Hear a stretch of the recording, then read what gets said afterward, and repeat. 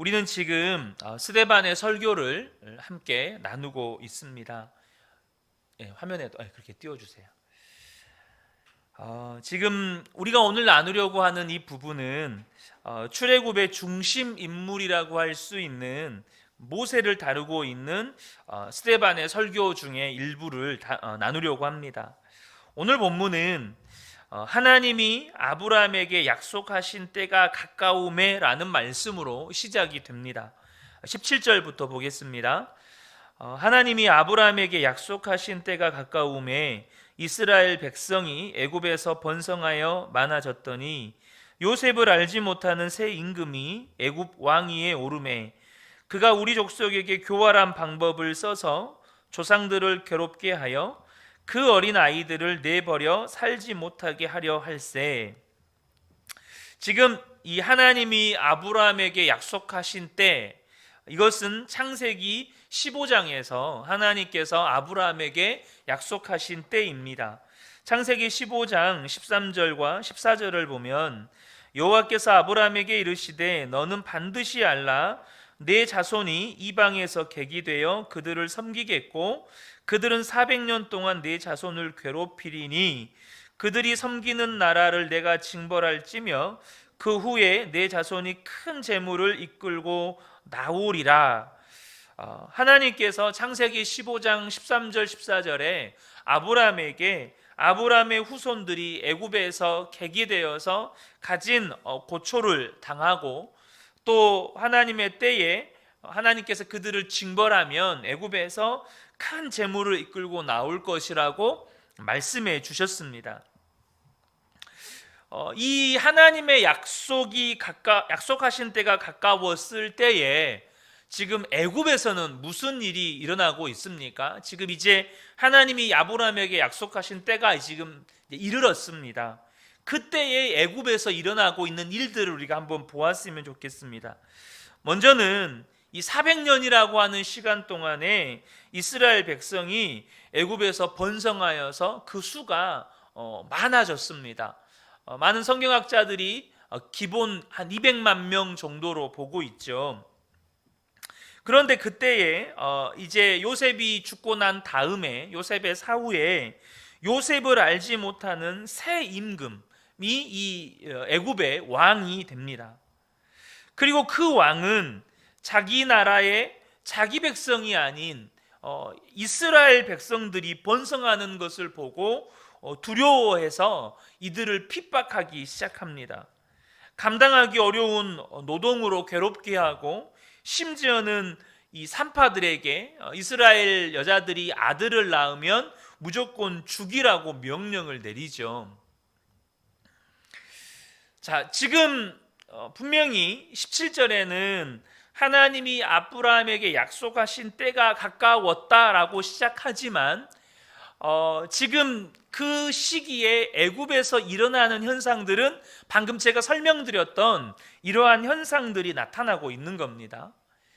자, 그러면 만약 이러한 현상들이 나타나고 있을 때에 하나님을 알지 못하는 사람들이 이 일련의 일들이 일어나는 것을 볼 때 이스라엘 백성들이 애굽에서 학대당하고 고통당하고 핍박받는 것에 대한 원인을 뭐라고 할까요? 지금 이 일련의 현상들을 보면서 하나님을 알지 못하는 사람들이 이것들을 볼 때 이스라엘 백성들이 이집트에서 이렇게 핍박받고 고난받는 원인은 어디에 있을까? 만약에 그냥 하나님을 알지 못하는 역사학자들 혹은 이 사건을 바라보고 있는 그 당시에 이 사건을 바라보고 있는 사람들은 이 사건의 원인들을 뭐라고 말을 할까요? 아마 그들은 애굽 왕이 했던 말을 원인이라고 했을 겁니다. 이 바로가 출애굽기 1장 9절과 10절에서 이런 말을 합니다. 그가 그 백성에게 이르되 이 백성 이스라엘 자손이 우리보다 많고 강하도다. 자, 우리가 그들에게 대하여 지혜롭게 하자. 두렵건대 그들이 더 많게 되면 전쟁이 일어날 때에 우리의 대적과 합하여 우리와 싸우고 이 땅에서 나갈까 하노라 하고.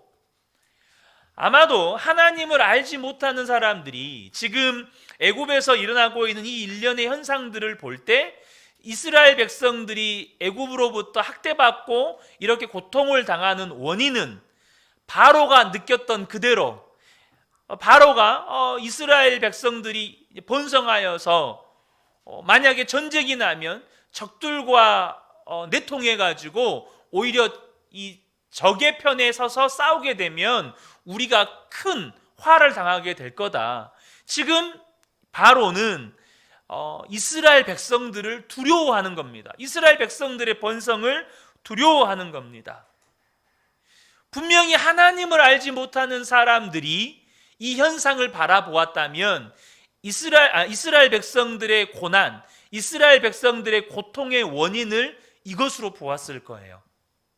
그런데 스데반은 이 이스라엘 백성들이 핍박당하고 이스라엘 백성들이 고난당하는 원인이 그것이 아님을 알기 때문에 본문에 무엇이라고 시작을 한다고 말씀을 드렸습니까? 하나님이 아브라함에게 약속하신 때가 가까우매, 하나님이 아브라함에게 약속하신 때가 가까웠다라고 말씀을 합니다. 우리가 지난주 금요일에도 나누었었죠. 하나님은 역사의 주관자이십니다. 하나님은 만물의 통치자가 되십니다. 그러므로 저와 여러분, 하나님을 믿는 성도는요, 눈에 보이는 세계가 눈에 보이지 않는 것들에 의하여서 되어진다는 것을 압니다. 여러분 아멘이시죠? 눈에 보이는 세계가 눈에 보이지 않는 것들에 의해서 되어진다는 것을 믿는 사람들이 성도입니다. 그것을 아는 사람들이 성도예요. 히브리서 11장 3절 말씀을 우리는 잘 압니다. 하나 성경책 가만히 두세요.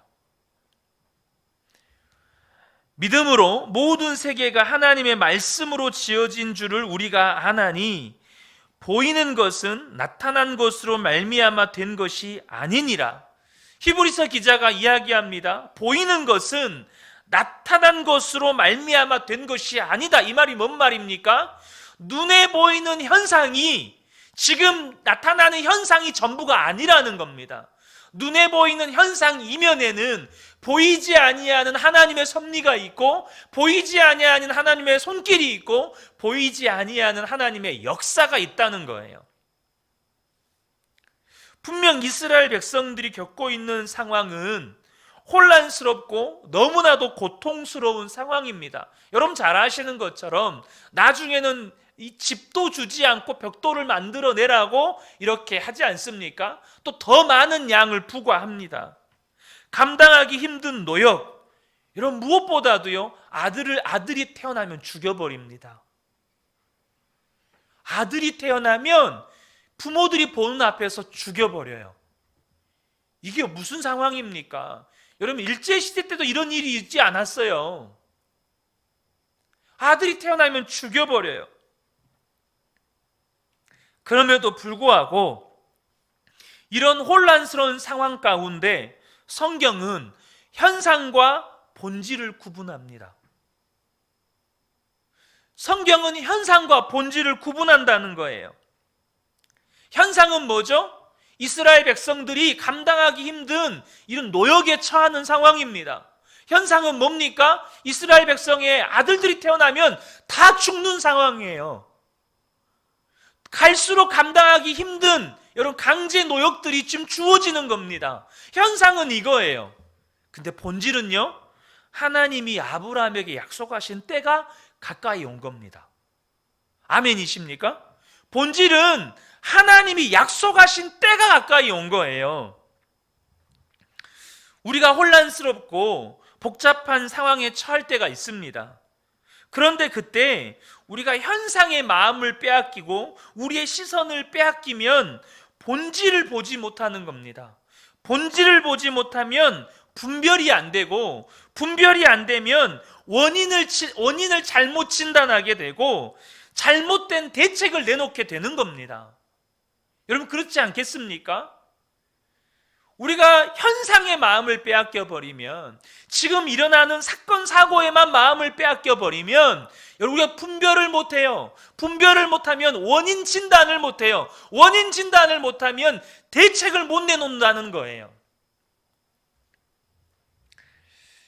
하나님의 백성들의 거듭되는 실패들, 이루 말할 수 없는 고통스러운 세상의 사건 사고들이 일어나고 있는 상황들, 그럼에도 불구하고 하나님은 하나님이 약속하신 것, 하나님이 계획하신 것을 하나님의 때에 이루어 가십니다.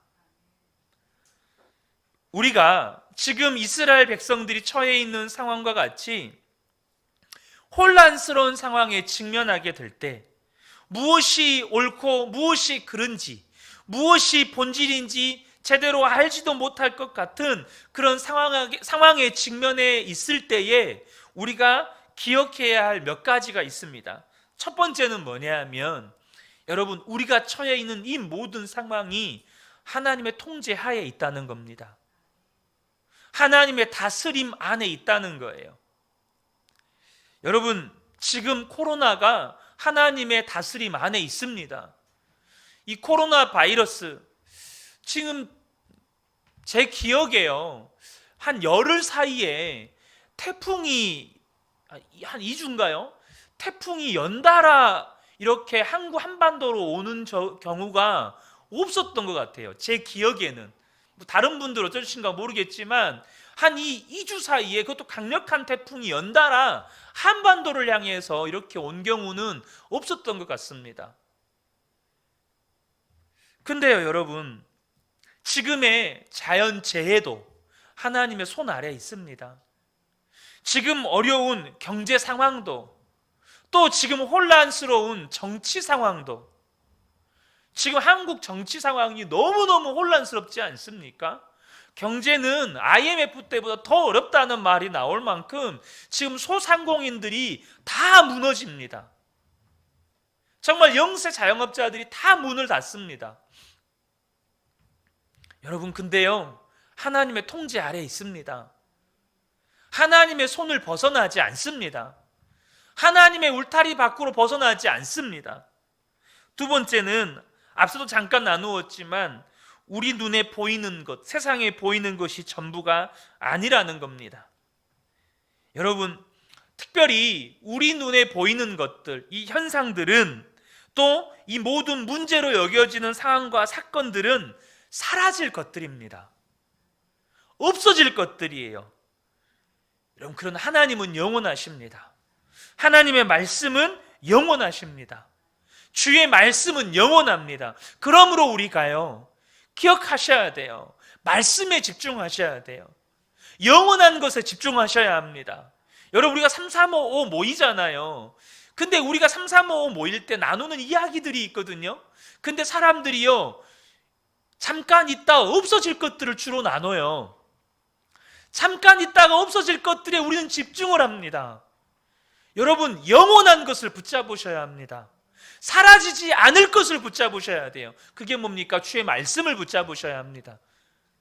그럼 우리가 3355 모이면 뭘 나눠야 되겠습니까? 하나님 말씀 나누셔야 합니다.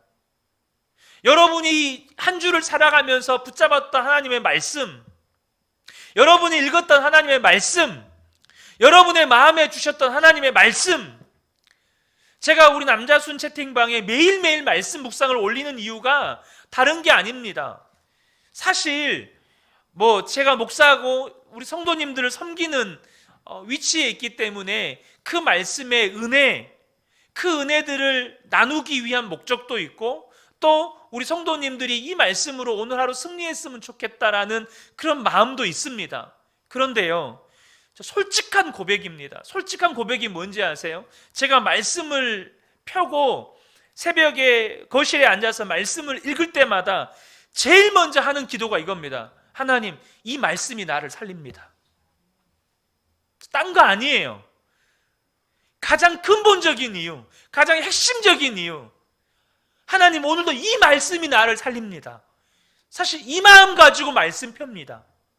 우리 성도님들에게 목사인지라 말씀을 하나라도 더 먹이고 싶고, 우리 성도님들이 이 말씀을 좀 묵상해서 오늘 하루도 말씀대로 살았으면 하는 마음 있지만, 더 근본적으로는요, 제가 살기 때문에, 이 말씀이 나를 살리기 때문에 제가 그 말씀을 보는 겁니다. 여러분, 저와 여러분이 영원한 것을 붙잡으셔야 합니다. 자, 세 번째 우리가 기억해야 될 건 뭐냐면, 하나님은 공의로운 하나님이십니다. 공의의 하나님이세요. 반드시 정의를 행하실 것입니다. 이 말이 무슨 말일까요? 악인은 심판하십니다. 그리고 하나님께서 신실한 의인들, 하나님의 백성들에게는 상을 베푸실 것입니다. 이것이 당장 이 땅에서 나타나는 것이 아닐 수 있어요. 그럼에도 불구하고 하나님은 악인을 벌하시고 하나님의 백성들에게 상을 베푸십니다. 은혜를 베푸셔요. 은총을 베푸십니다. 여러분, 이것을 기대하시고 사모하셔야 합니다. 끝으로 네 번째로 기억하셔야 될 것이 뭐냐면, 전 이것이 가장 중요하다고 믿습니다. 뭐냐면, 하나님이 저와 여러분을 사용하셔서 세상을 변화시키기 원하신다는 것입니다. 그럼에도 불구하고 세상은 혼란스럽고, 우리는 그 혼란스러운 상황을 대처할 만한 힘도 없고 지혜도 없고 능력도 없지만, 하나님은 저와 여러분을 통해서 여전히 세상에 빛을 드러내기 원하시고 세상의 소금의 역할을 감당하기를 원하신다는 거예요. 요셉을 들어 사용하신 것처럼, 오늘 본문에 모세를 들어 사용하신 것처럼, 또 설교하고 있는 스데반을 들어 사용하신 것처럼 저와 여러분을 하나님께서 사용하기를 원하신다는 겁니다. 저와 여러분의 삶의 현장을 천국으로, 하나님의 나라로 바꾸기를 원하신다는 거예요. 사랑하는 성도 여러분, 이런 혼란스러운 상황에 하나님이 누구를 준비시키십니까? 모세를 준비시키십니다. 이 혼란스러운 상황에 모세를 준비시키세요. 20절입니다. 그때에 모세가 났는데 하나님 보시기에 아름다운지라 그의 아버지 집에서 석 달 동안 길리더니, 버려진 후에 바로의 딸이 그를 데려다가 자기 아들로 기름해 모세가 애굽 사람의 모든 지혜를 배워 그의 말과 하는 일들이 능하더라. 특별히 모세가 언제 태어납니까? 바로가요, 히브리 산파들에게 아들이 태어나면 다 죽이라고 명령했던 시기에 태어납니다. 그러니까 하나님이 모세가 출생하도록 택하신 시기는 평안의 때가 아니었습니다. 언제였습니까? 최악의 때였습니다.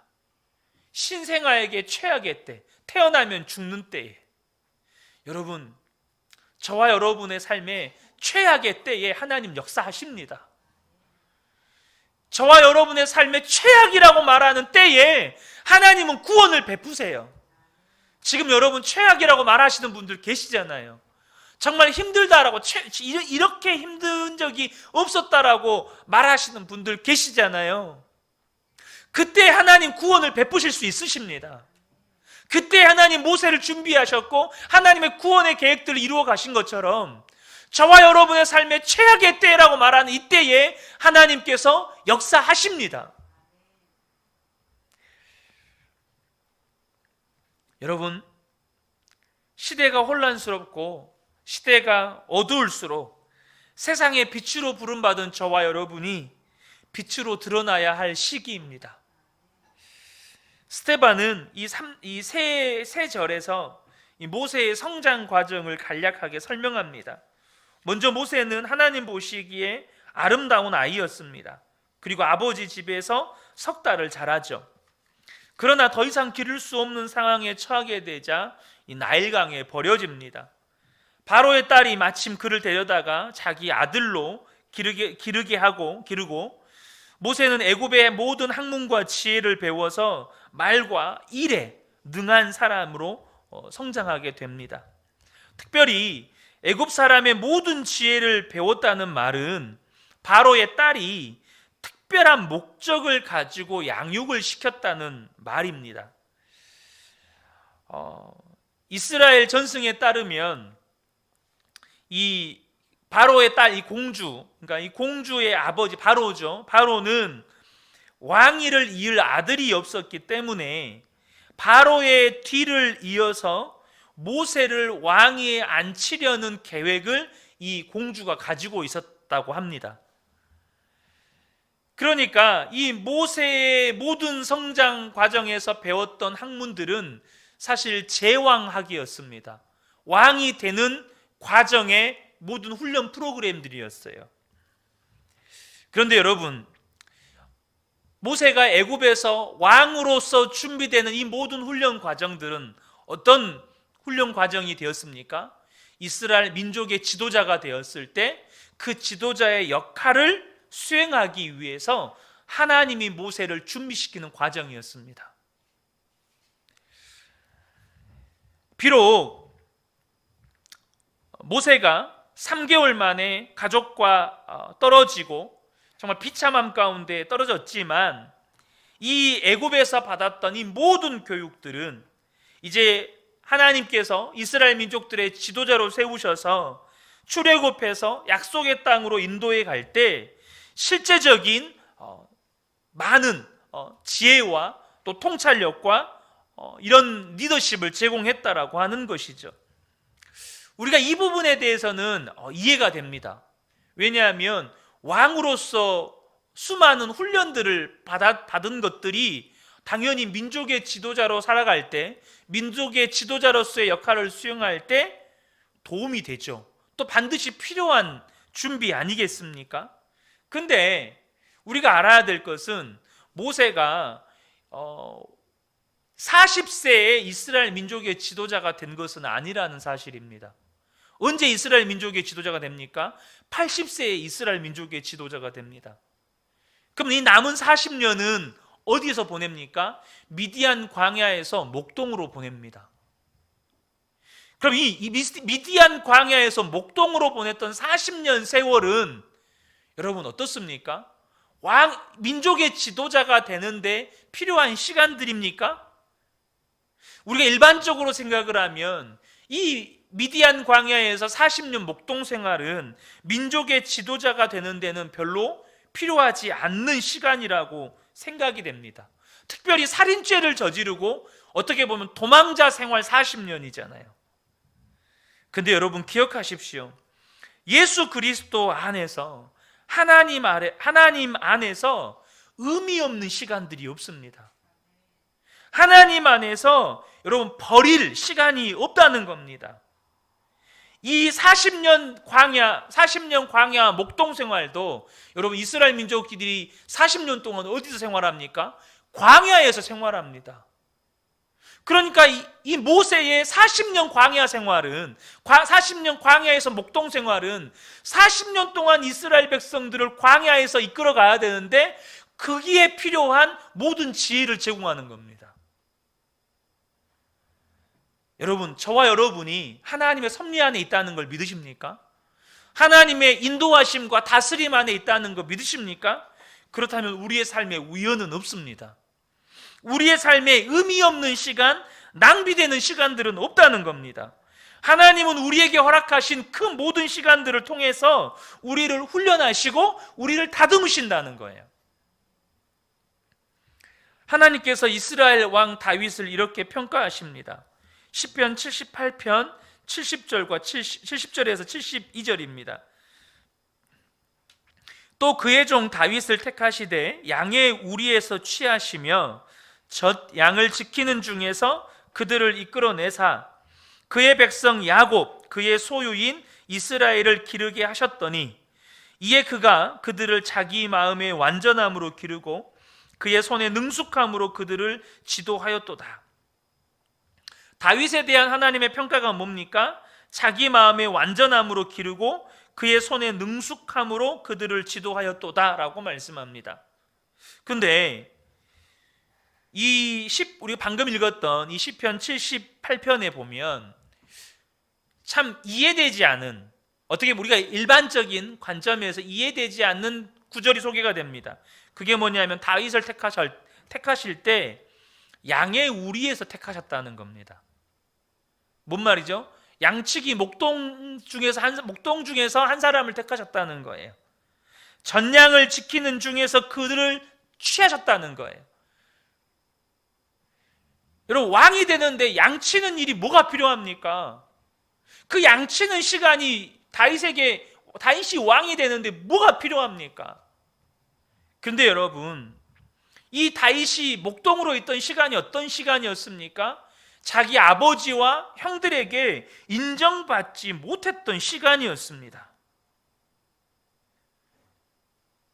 근데요, 다윗은요, 자신이 양을 지키고 있는 그 목동의 위치에 있을 때 그 시간을 헛되이 보내지 않았습니다. 그 시간들을 더욱더 자신을 다듬고 훈련하는 시간으로 삼았습니다. 그것이 어디에서 증명됩니까? 바로 골리앗과의 싸움에서 증명이 되는 겁니다. 다윗이 목동으로 있던 시간들을 헛되이 보내지 않았다는 것, 도리어 그 시간들을 자신을 다듬고 자신을 훈련하는 시간으로 사용했다는 것을 블레셋과의 전쟁, 골리앗과의 전투에서 증명해 보입니다. 이것이 오늘날 우리에게 필요한 은혜입니다. 지금 내가 다윗이 목동으로 있었을 때처럼, 혹은 모세가 미디안 광야에서 40년 동안 목동으로 있었을 때처럼 정말로 보잘것없고 의미 없는 시간, 그런 상황 가운데 처해 있다고 여기는 분들이 계십니까? 여러분, 그리스도 안에서 의미 없는 시간이 없다니까요. 그리스도 안에서 버리는 시간이 아닙니다. 그 시간들은 그리스도 안에서 내가 다듬어지고 훈련되어져야 할 시간들이라는 거예요. 그러므로 저와 여러분이 지금 내가 정말 보잘것없는 시간, 정말 의미 없는 시간 속에 버려져 있다, 지금 내쳐져 있다라고 생각되신 분들이 계십니까? 절대 그렇지 않다는 거예요. 도리어 지금 훈련될 시간이에요. 지금 다듬어질 시간입니다. 우리가 정말 우리 안에 있는 모든 불순물들이 빠지고, 우리 안에 있는 모든 더러운 것들이 빠지고, 옛사람의 습성들이 빠지고, 더욱더 정금과 같이 단련될 시간이라는 거예요. 자, 모세가 장성합니다. 40세가 되었습니다. 이제 자기의 사명을 깨닫습니다. 23절입니다. 나이가 40이 되매 그 형제 이스라엘 자손을 돌볼 생각이 나더니, 지금 모세가요, 갑자기 생각이 들었어요. 무슨 생각이요? 내 백성을 돌봐야겠다. 사명을 깨닫는 겁니다. 이거 누가 하신 거죠? 모세가 자기 스스로 생각한 걸까요? 그렇지 않습니다.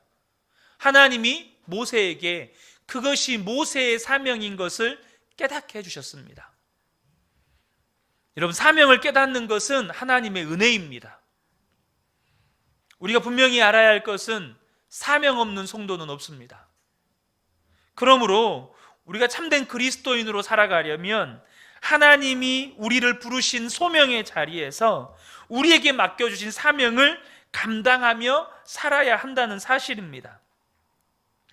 그런데 우리가 한 가지 간과해서는 안 되는 것이, 대부분의 사람들은 이스라엘 백성이지 이스라엘의 지도자가 아니라는 사실입니다. 200만 명 중에 지도자는 모세 한 사람이었습니다. 그러므로 우리가 놓치지 말아야 할 것은 너도 나도 모세처럼 지도자로 부르심을 받았다, 이게 아니라 우리는 사명자라는 겁니다. 우리는 하나님의 부르심의 자리에서 맡겨진 사명을 감당해야 할 사람들이라는 거예요. 이게 분명한 사실이라는 것입니다. 그런데 오늘 본문에서 스데반은 이 모세가 하나님께서 맡겨주신 사명을 깨달았다는 것을 기록함과 동시에 두 가지 사실을 더 기록을 합니다.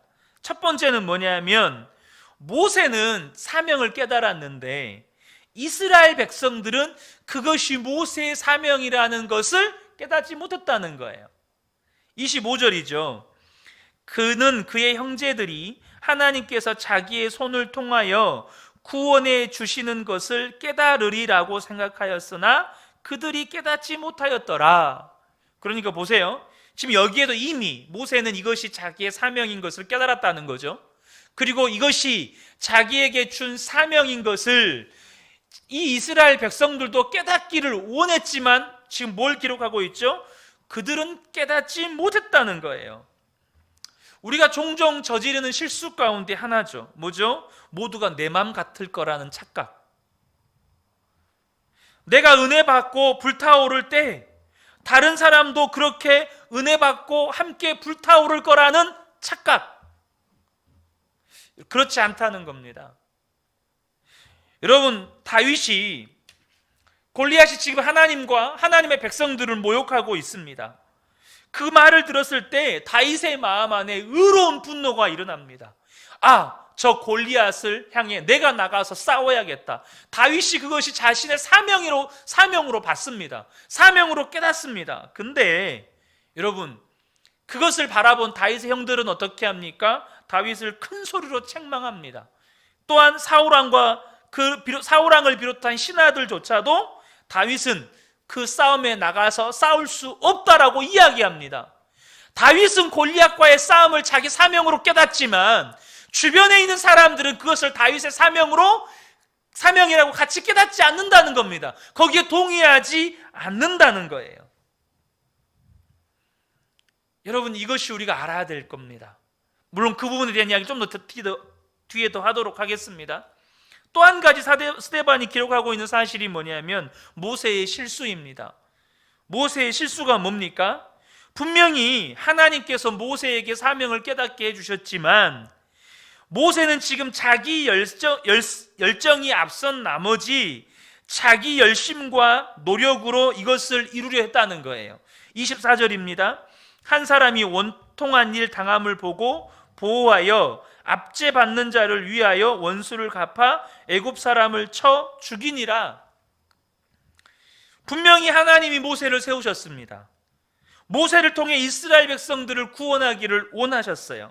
그러나 모세가 생각하는 때도 아니었고 모세가 생각하는 방법도 아니었다는 거예요.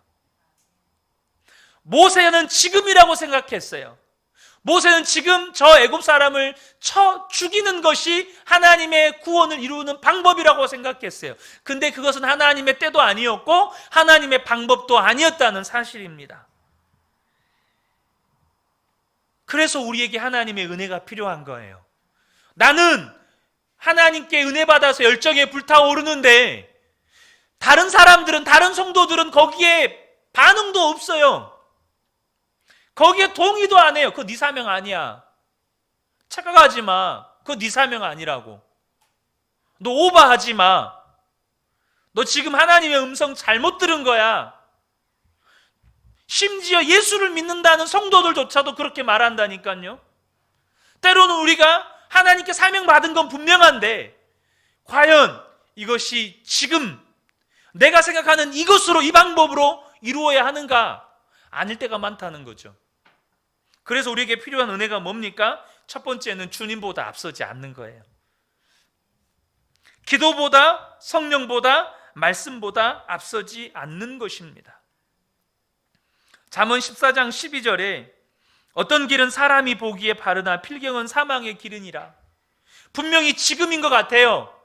분명히 이 방법으로 이것을 이룰 수 있을 것 같아요. 근데요, 성경은 뭐라고 말하죠? 필경은 사망이니라. 뭔 말이에요? 어떤 길은 내가 보기에 발라 보여요. 분명히 이것이 하나님의 때인 것처럼 보여요. 근데 그것이 사망의 길일 수 있다는 거예요. 뭘 말씀하시는 겁니까? 여러분, 우리는 양입니다. 양은요, 주도적으로 뭔가를 하는 존재가 아니에요. 양은 언제나 목자만 바라보고 목자의 인도함을 따라가는 존재들입니다. 양은 계획을 세우지 않습니다. 양은 목자의 계획을 따라가는 거예요. 우리가 하나님보다 앞서가면 누군가가 마음의 상함과 해함을 입을 수 있다는 사실을 저와 여러분이 아셔야 돼요. 하나님보다 앞서갔을 때 모세가 애굽 사람을 죽였던 것처럼 우리가 하나님보다 앞서가면 누군가가 마음의 상처를 입고 마음의 상함을 입을 수 있다는 거예요. 두 번째로 필요한 은혜가 뭡니까? 나는 은혜 받았고 나는 사명으로 받았는데 다른 사람들은 다 차갑고 심지어 그거 오버하지 말라고, 착각하지 말라고 말하고 있단 말이에요. 그래서 우리에게 필요한 은혜가 뭡니까? 한 마음 한 뜻이 되어 연합하고 소통하는 거예요. 그래서 우리에게 필요한 은혜가 한 마음이 되고 한 뜻이 되고 그래서 소통하는 게 필요하다는 거예요. 고린도전서 1장 10절에 사도 바울이 고린도 교회를 향해서 권면합니다. 형제들아, 내가 우리 주 예수 그리스도의 이름으로 너희를 권하노니 모두가 같은 말을 하고 너희 가운데 분쟁이 없이 같은 마음과 같은 뜻으로 온전히 합하라. 고린도 교회의 문제 가운데 하나가 파벌 경쟁이었잖아요. 내가 생각하는 것이 옳고 너는 틀렸어. 내가 속해 있는 파벌이 옳고 너네 파벌은 틀렸어. 내가 언제나 옳아. 여러분, 하나님이 주신 은혜가 서로에게 공유되어야 합니다. 서로에게 흘러가야 합니다. 그것이 교회입니다. 그것이 한 몸이에요. 그것이 여러분 주님의 몸입니다. 하나님께서 내게 주신 은혜가 누군가에게 공유되고 누군가에게 흘러가서 그것이 그 성도에게도 은혜가 되고 그것이 우리의 은혜가 되고 우리의 사명이 되려면 우리 그 은혜 교회가 한마음 한뜻으로 연합하고 은혜를 소통해야 한다는 것입니다. 그래야 우리 교회에 주신 사명이 내 사명이 되고 거기에 한 몸으로 참여할 수 있게 되는 것입니다. 사랑하는 성도 여러분, 저는 우리 그 은혜 교회가 우리 그 은혜 교회에 저에게 주신 우리 그 은혜 교회를 향한 사명이 저 혼자만의 사명이 되지 않기를 원합니다. 우리 그 은혜 교회 모든 성도님들의 사명이 되기를 소원합니다. 여러분, 우리 그 은혜 교회가 주님이 주님 되는 교회, 저 혼자만의 사명이어야겠습니까? 여러분, 우리 그 은혜 교회가 말씀이 비전이 되는 교회, 이것이 저 혼자만의 사명이어야겠습니까? 삶이 변화되는 교회, 이것이 저 혼자만의 사명이어야겠습니까? 여러분, 더 건강한 교회를 낳는 교회, 이것이 저 혼자만의 사명이어야겠습니까? 여러분, 이건 우리 모두의 사명이어야 합니다. 그것이 저와 여러분이 사는 길이고 그것이 교회가 사는 길이고 그것이 한국교회가 사는 길이라고 저는 믿습니다. 사랑하는 성도 여러분, 이것이 우리의 기도 제목이 되었으면 좋겠습니다. 이것이 우리의 마음의 소원이 되었으면 좋겠습니다. 그래서 저와 여러분이 오늘 밤에도 함께 기도할 것인데 이것이 단순히 저 혼자만의 기도 제목이 아니라 우리 이 예배에 참여하는 모든 성도님들의 기도 제목이 되고 마음의 소원이 되고 또 소명이 되고 사명이 되는 은혜가 있으시기를 예수 그리스도의 이름으로 축복합니다. 아멘.